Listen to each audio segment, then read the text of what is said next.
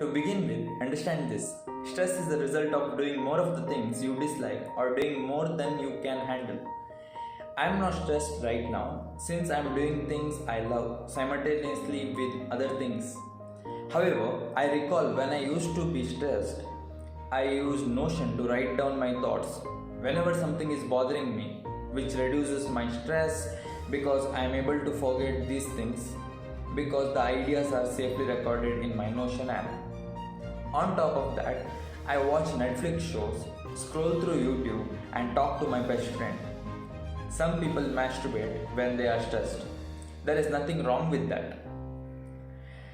I would advise you not to masturbate when you are stressed, since it will become a habit. Masturbate when you feel like it and don't make it a sadness relieving technique.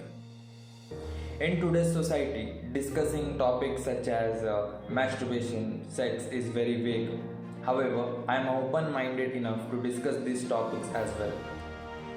I shared what I did to relieve stress in this video. Let me know what topics you would like me to discuss in this comment section below. Thanks for watching and sharing the video. Shivatman signing off until we meet next time.